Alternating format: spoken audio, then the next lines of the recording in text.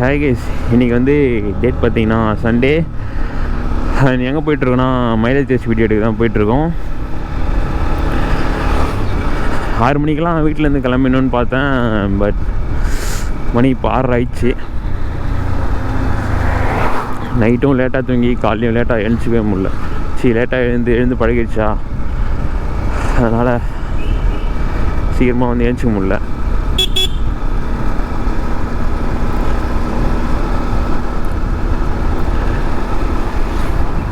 And பெட்ரோலில் வந்து blink ஆகிட்டுருக்கு. So அப்பயும் வந்து எப்போ காலியாக போகுதுன்னு சொல்லிட்டு தெரில. அண்ட் வண்டி வாங்கினதுலேருந்து அதிகமாக வந்து எல்லாருமே மைலேஜ் டெஸ்ட் வீடியோ தான் போட சொல்லி கேட்டிருந்தீங்க. பட் ஆனால் இவன் வந்து இதுக்குள்ளெல்லாம் வேணாம், இதுக்குள்ளெல்லாம் பெட்ரோலை வந்து ட்ரை பண்ண தேவையில்ல, டேங்கை பொறுமையாக போட்டுக்கலாம் அப்படின்னா. பட் இருந்தாலும் நான் தான் இவனை பிரெயின் வாஷ் பண்ணி எல்லாம் வந்து ஒரே ரீசன் நீங்கள் கேட்டதுனால மட்டும்தான். அந்த தனி ஒருவன் படத்தில் ஒரு டைலாக் வரும் தெரியுமா, நாட்டுக்காகலாம் இல்லை, நீ கேட்ட உனக்காக. சப்ஸ்கிரைபர்ஸ் ஆனால் நீங்கள் கேட்டதுனால தான் இந்த வீடியோ போடுறேன் அப்படின்னு. நான் வந்து என்ன பண்ண போகிறேன்னா, மொத்தமாக வந்து 200 ரூபாய்க்கு பெட்ரோல் வாங்கிக்க போகிறேன். அண்ட் ஒன்றுத்தில் வந்து கரெக்டாக 1 லிட்டரும் மீதி காசில் வந்து இன்னொரு கேனில் வாங்கிக்க போகிறேன். இது ட்ரை ஆகிற வரைக்கும் ஓட்டிட்டு கரெக்டாக 1 லிட்டர் வந்து ஊற்றி எவ்வளோ போகுதுன்னு சொல்லிட்டு பார்க்கலாம்.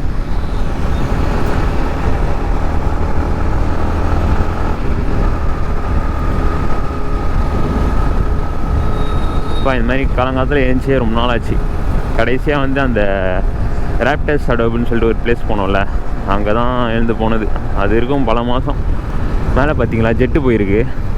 ஜெட்டு கூட பார்த்து பல வருஷம். இது கடைசியாக வந்து எப்போ பார்த்தேன் சுத்தமாக ஞாபகம் இல்லை. இந்த மாதிரிலாம் நான் ஸ்கூலில் வந்து ப்ரேயர் நடக்கும்போது பார்ப்பேன், கிரவுண்டில் நின்றுட்டு. அதுக்கப்புறம்லாம் பார்த்த மாதிரி ஞாபகமே இல்லை.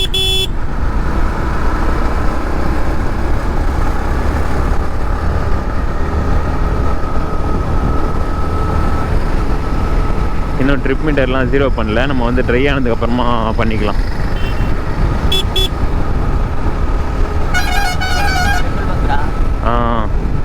பெட்ரோல் வாங்கிட்டு முதல்ல வந்து ஏர் செக் பண்ணோம். ஏன்னா வண்டி வாங்கினது வந்து 1 மாதம் ஆயிடுச்சு, இன்னும் வந்து அடிக்கல ஒரு வாட்டி கூட. ஸோ ஏர் ஃபில் பண்ணிட்டு அப்படியே கிளம்ப வேண்டியது தான். பிகாஸ் ஏர் ஃபில் பண்ணலாம் கூட மைலேஜில் கம்மியாக வாய்ப்பு இருக்குது. சரி, ஓகே கேஸ், நான் வந்து ஃபியூல் வாங்கிட்டு அப்படியே ஏர் செக் பண்ணிட்டு அப்படியே ஸ்ட்ரெயிட்டாக டீ கடையில் போய் டீ குடிச்சிட்டு கண்டினியூ பண்ணுறேன். ஸோ கைஸ், இப்போ தான் வந்து டீ குடித்தோம் நம்ம எப்பயோ குடிக்கிற இடத்துல. அண்ட் இப்போ வந்து கிளம்ப வேண்டியது தான்.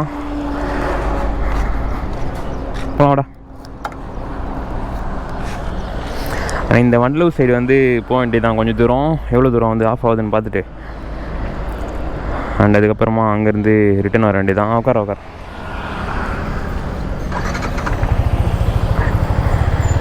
வீட்டில் இருந்து கிளம்பி 7 கிலோமீட்டர் ஆகிருக்கு. இன்னும் ட்ரிப் ஒன்றுலாம் 0 பண்ணல. சரி, எவ்வளோ தான் ஓடுதுன்னு பார்க்கலான்றதுக்காக வீட்டாண்டே 0 பண்ணேன்.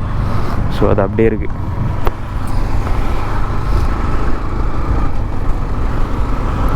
இப்போ பிரிட்ஜு கீழே போயிட்டு அப்படியே அந்த சைடு போக வேண்டியது தான். அண்ட் சூரியனே வந்துச்சு. எப்படியும் வெயிலில் தான் வீட்டுக்கு போகிறோம்னு நினைக்கிறேன். பட் பரவாயில்ல, மார்னிங் டைம் தானே, அவ்வளோ வெயில் தெரியாது. ஸோ பிரச்சனை இல்லை. பிளிங்க் ஆகிட்டே இருக்குது, ஆனால் எப்போ ஆஃப் ஆவான்னு தெரியலையே. நான் வேறு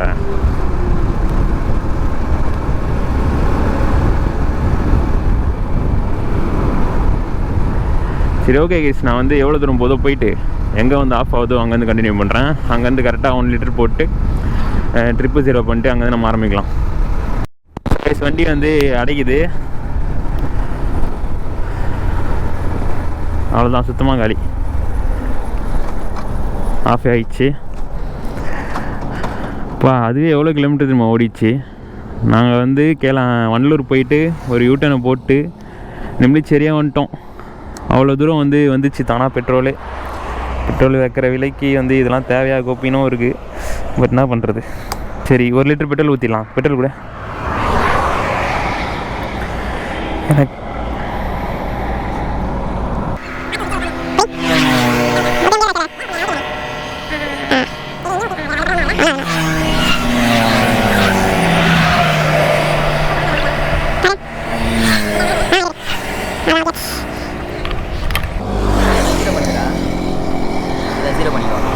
ஸ்பேஸ் பெட்ரோல் போட்டாச்சா? ட்ரிப் 1 0 பண்ணிக்கலாம்.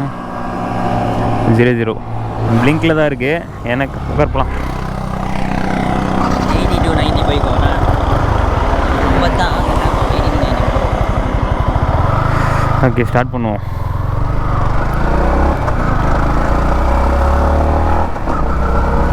அந்த ஸ்பீடு வந்து எவ்வளோ மெயின்டைன் பண்ண போகிறோன்னா கரெக்டாக ஒரு 80 to 90, அதாவது ஒரு 85லேயே மெயின்டைன் பண்ணலாமே. அப்பப்போ 90 போகலாம். ஏன்னா வந்து நம்ம மேக்ஸிமம் சிட்டிலையும் சரி எங்கேயாச்சும் இந்த மாதிரி போனாலும் சரி மேக்ஸிமம் அவ்வளோதான் போவோம். எப்பயாச்சும் தான் 100 110 அப்படின்னு. அதனால் வந்து எனக்கு 85 to 90 அந்த ரேஞ்சுக்குள்ளே எவ்வளோ தருதுன்னு தெரிஞ்சால் போதும். இன்கேஸ் நீங்கள் வந்து அதோட ஸ்லோவாக ஓட்டுற மாதிரி இருந்தால் அதோட கொஞ்சம் கூட கிடைக்கும்னு வச்சுக்கோங்களேன். அதுக்கேற்ற மாதிரி நீங்கள் கால்குலேட் பண்ணிக்கோங்க. அது மட்டும் இல்லாமல் நான் பில்லியன் கூட போகிறேன். ஸோ அதுவும் வந்து கணக்கு வரும். எப்படியும் ஒரு 1 கிலோமீட்டர் இல்லைனா 2 கிலோமீட்டர் எக்ஸ்ட்ரா தரும்னு வச்சுக்கலாம். நான் இப்போ தான் வந்து ஆரம்பிச்சிருக்கோம். பார்ப்போம் எவ்வளோ தான் தரான்னு. எனக்கு தெரிஞ்சு எப்படியும் ஒரு 50 மேலே தருவான்னு நான் நினைக்கிறேன். அட்லீஸ்ட் ஒரு 45 ஆச்சு கன்ஃபார்ம் தருவான். 50 மேலே போயிடுவான் கன்ஃபார்மாக. சரி, ஓகே கைஸ், நான் வந்து இதோட ஒரு எப்போ தெரியுமா கண்டினியூ பண்ணுறேன்? அப்பப்போ கண்டினியூ பண்ணுறேன் நடுவில். இப்போ 1 கிலோமீட்டரே வந்துடுவோம், பார்க்கலாம். ஸோ கைஸ், இது வரைக்கும் ஸ்டார்ட் பண்ணி 20.2 கிலோமீட்டர் வந்து வந்துருக்கோம். அண்ட் பிளிங்க்லேயே தான் இருக்குது. எனக்கு தெரிஞ்சு பிளிங்கில் இருக்கும் போதே கன்ஃபார்மாக ஒரு 80 கிலோமீட்டர்ஸ் மேலே தரும்னு நினைக்கிறேன். அதுவே ஒரு 1.5 லிட்டர் கிட்டே இருக்கும். அப்போ தான் வந்து பிளிங்காக ஸ்டார்ட் ஆகுது. எனக்கு இது தெரியாது. பிளிங்க் ஆச்சுன்னா மிஞ்சி போனால் ஒரு 20 கிலோமீட்டர் போகும் போல் அப்படி தான் நான் நினச்சேன்.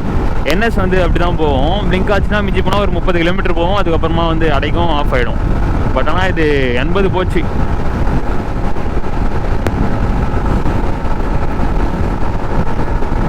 சேம் 85 to 90, எப்பயாச்சும் 95 அந்த மாதிரி தான் வந்து மெயின்டைன் பண்ணிகிட்ருக்கேன். பார்ப்போம் எவ்வளோ தான் தரான்னு சொல்லிட்டு.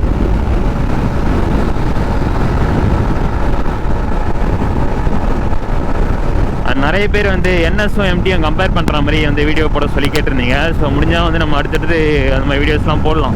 இந்த மாதிரி நீங்கள் கேட்டிங்கன்னா தான் எனக்கும் வந்து ஐடியா வருது இந்த மாதிரிலாம் போடலான்னு சொல்லிட்டு. ஸோ மறக்காமல் வந்து கமெண்ட்ஸில் சொல்லுங்கள் எந்த மாதிரி வீடியோஸ்லாம் வேணும்னு சொல்லிட்டு.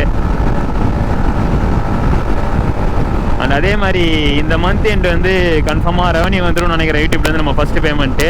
ஸோ எவ்வளோ ஆச்சு என்னன்றதெல்லாம் நான் வந்து கன்ஃபார்மாக தனியாக ஒரு வீடியோ போடுறேன். அண்ட் அந்த காசு வச்சு கன்ஃபார்மாக ஒரு பெரிய ட்ரிப் போகிறேன்னு சொல்லியிருந்தேன். ஸோ அதுவும் வந்து பிளான் போடுவோம். நான் வந்து எந்த பிளேஸ் போகிறோன்றதை மட்டும் தான் வந்து முடிவு பண்ணியிருக்கேன். ஸோ எந்த ரூட் என்னன்றதெல்லாம் நான் வந்து பிளான் போடல. அதெல்லாம் வந்து நம்ம ஒன்றாவே பிளான் போடலாம். இன்கேஸ் நீங்கள் வந்து அதில் ஏதாச்சும் இந்த ரூட் வேணாம் ப்ரோ அப்படி ஏதாவது சொன்னீங்கன்னா நம்ம மாற்றிக்க வேண்டியதான். ஸோ அதுக்கேற்ற மாதிரி பிளான் பண்ணிக்கலாம்.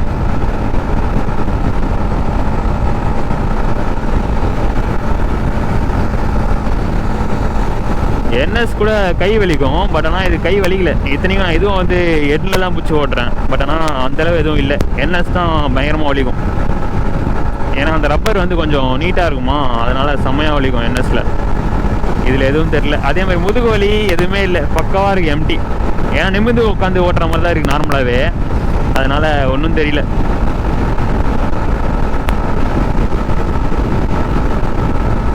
நாகலாபுரம் வீடியோ வந்து ஏன் வரலன்னு சொல்லிட்டு நிறைய பேர் கேட்டிருந்தீங்க. நானும் வந்து போகிறோன்னு சொல்லியிருந்தேன்.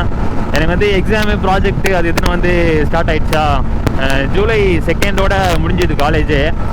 ஸோ முடிஞ்ச மறுநாளே கிளம்பிட வேண்டியதான். பிகாஸ் அது வரைக்கும் வந்து கொஞ்சம் எங்கேயும் போக தேவையில்ல. ஒழுங்காக வந்து இந்த 2 சப்ஜெக்ட் தான் இருக்கிறதே. ஸோ அதையாச்சும் ஒழுங்காக உட்காந்து பாஸ் பண்ணால் தான் வேலைக்கு ஆகும். அதனால் அப்பப்போ ஈவினிங் டைமில் உட்காந்து படிக்க ஸ்டார்ட் பண்ணியிருக்கேன். ரொம்ப பெருமையாக இருக்குது. ஸோ இந்த ஒரு 20 நாளோ 15 நாள் தான் இருக்குது. அது வரைக்கும் லைட்டாக படிச்சுட்டு ஸோ எக்ஸாம் முடிஞ்ச மறுநாளே வந்து நம்ம ஃபால்ஸுக்கு கிளம்ப வேண்டியது தான்.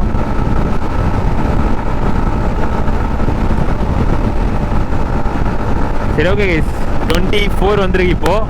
நான் வந்து இதோட ஒரு 40 இல்லைனா 35 மேலே வந்து கண்டினியூ பண்ணுறேன். ஸோ கைஸ், கரெக்டாக 40 மேலே வந்து போயிட்டுருக்கு. இன்னும் வந்து துளி கூட அடைக்கிற மாதிரி எந்த ஃபீலும் இல்லை. நல்லா தெம்பாக போயிட்டுருக்காப்புல. எவ்வளோ தான் போகுதுன்றதை பார்ப்போமே. லைட்டாக அடைக்கிற மாதிரி இருக்கு. எப்படியும் 45 போவான்னு நினைக்கிறேன். போதுமே, இதுவே எவ்வளோ பரவாயில்ல. நான் வந்து 80 போகலான்னு பார்த்தேன். 85 to 95 போனேன். ஸோ அதுக்கு ஒரு 43 கிட்ட வருது. அவ்வளோதான் ஆஃப் ஆக போகிறான்னு நினைக்கிறேன்.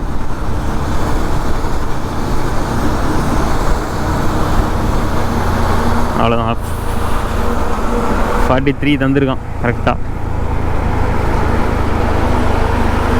என் வண்டிலாம் கரெக்டாக 80 to 85 போனேன்.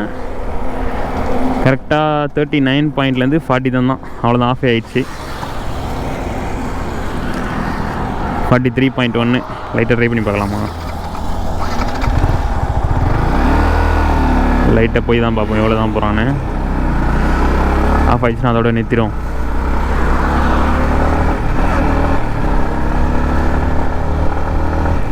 இன்னும் 80லேயே மெயின்டைன் பண்ணியிருந்தா இல்லை 85லேயே மெயின்டைன் பண்ணியிருந்தா எக்ஸ்ட்ரா ஒரு 5 தந்துருவோம் கண்டிப்பாக.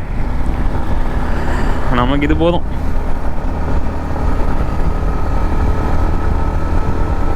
இதுவே ஒரு நல்ல ரிசல்ட் தான்.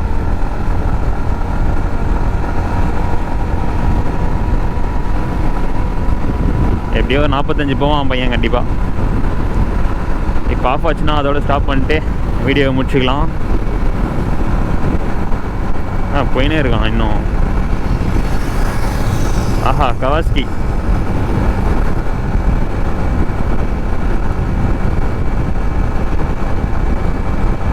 ஆஃப் ஆகி 1 கிலோமீட்டர் வந்துட்டான். அடைக்குது. எப்படியும் 45 போவாங்க கைஸ் சுத்தமாக.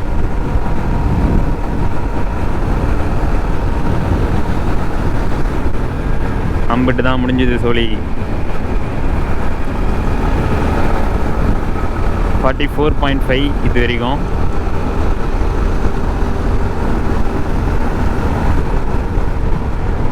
அவ்வளோதான், 45 வச்சுக்கோங்க ரவுண்டா.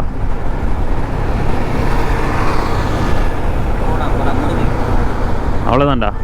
85 to 95 மெயின்டைன் பண்ணி 45 தந்துருக்கு. நம்ம எங்கே ஆரம்பிச்சோமோ அங்கேயே முடிச்சாச்சு. அவ்வளோதான்.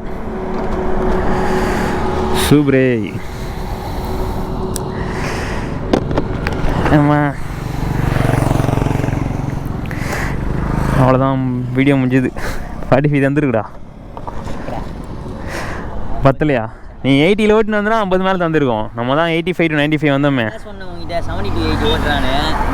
எதுக்குடா அவ்வளோ வரணும்? போதும் நம்மளுக்கு. எப்படியும் நீ இவ்வளோ 80லே ஓட்டும் போதெல்லாம் 90 வரைக்கும் வருவல. இப்படி ஓட்டினா தான் உனக்கு இவ்வளோ தருதுன்றது தெரியும். ஸ்லோ ஓட்டினா இன்னும் அதிகமாக தரப்போகுது. அதுக்கேற்ற மாதிரி பார்த்துக்க வேண்டியதான்.